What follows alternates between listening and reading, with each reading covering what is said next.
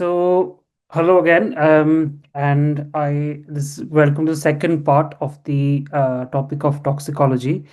I had covered the first part of it a few weeks ago, and I think the last that I spoke about was toxic alcohol poisoning, and that was the last topic that I'd covered. So today I'll start from a very important topic called serotonin syndrome.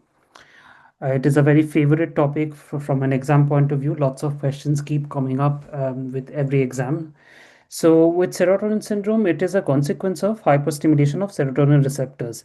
And it's a very classical triad of altered mentation, uh, which, for example, agitation, confusion, and seizures, autonomic dysfunction like nausea, diaphoresis, tachycardia, tremor, fever, and neuromuscular hyperreactivity. For example, hyperreflexia, clonus, which might also lead to hyperkalemia, acute kidney injury, and a DIC kind of picture. Now, what are the agents that are involved in serotonin syndrome? It is usually inhibition of serotonin uptake, for example, SSRIs, TCA, tramadol, pethidine, or increase in serotonin release, for example, amphetamines and ecstasy, and partial serotonin agonists, for example, LSD and buprenorphine. And how do you manage them? Firstly, is obviously withdraw the agent, activated charcoal for early presentation and supportive therapy in an ABCDE manner.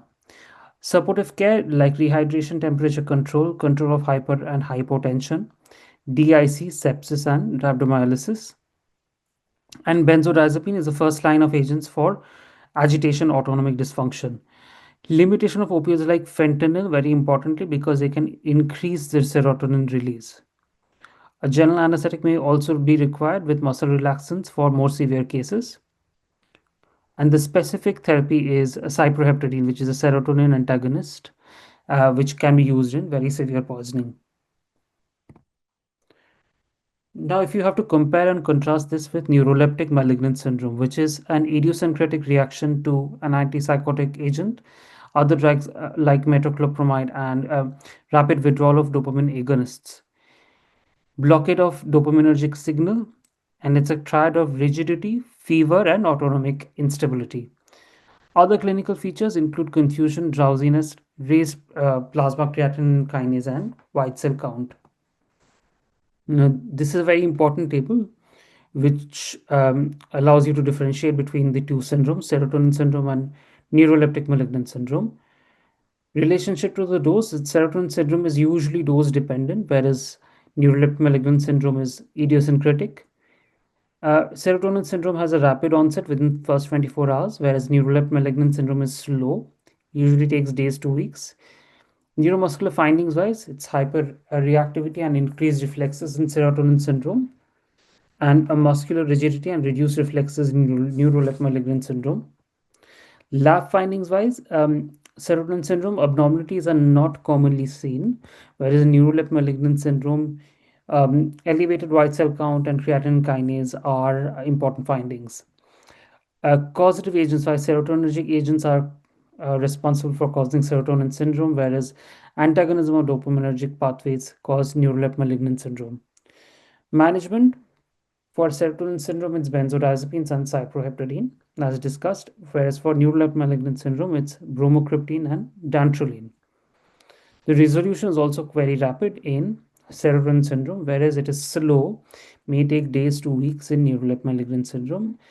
And lastly, mortality in serotonin syndrome is less than 1%, but it's much higher. In neuroleptic malignant syndrome, it's up to 10%. Management, again, withdrawal of the offending agent and supportive care, active cooling, benzodiazepine for agitation. And as for neuroleptic malignant syndrome, the specific agents include dantrolene, which is a muscle relaxant, inhibits the excitation contraction uncoupling, and bromocriptine, which is a dopamine agonist. Cardiovascular medications, which is the next topic. So the first one that keeps coming up is calcium channel blockers, very important one. Now, the calcium channel blockers can be classified into Dihydropyridines, example nifedipine and amlodipine, or non-dihydropyridines, example verapamil and diltiazem. What happens in an overdose? So, a patient coming with a calcium channel blocker or overdose, the clinical features will include hypotension because of vasodilatation and myocardial depression, arrhythmias like bradycardia and asystole, multi-organ hypoperfusion, which might lead to ileus, delirium, loss of consciousness, AKI, and might also, in very severe cases, present in cardiac arrest. Management wise, pharmacological, early vasoactive medications, catecholamines like adrenaline, isoprenaline, which cause positive inotropy and chronotropy. Phosphodiesterase inhibitors, for example, in milrinone and inoximone. However, there's a potential they may cause hypotension as well. And specific to calcium channel blocker toxicity include calcium chloride or gluconate. It causes positive inotropy and can be used as a temporizing measure. And alpha agonists, for example, of which increase the systemic vascular resistance, and vasopressin, which lead to vasoconstriction. Now, the specific its therapy is called early use of HIET, which is hyperinsulinemic euglycemic therapy. So this is very important. Again, it's quite a favorite topic. This keeps coming up in exams. Uh, High dose glucagon, positive inotropy and chronotropy. And the second line therapies include IV lipid emulsion, levosimendan, which is a calcium channel sensitizer, causes vasodilatation, and methylene blue. There is some role of atropine as a temporizing measure to counter the bradycardia. General measures, including echo, is very helpful in assessment, a consideration for early intubation, pacing. A VA ECMO may also be indicated in cardiogenic shock.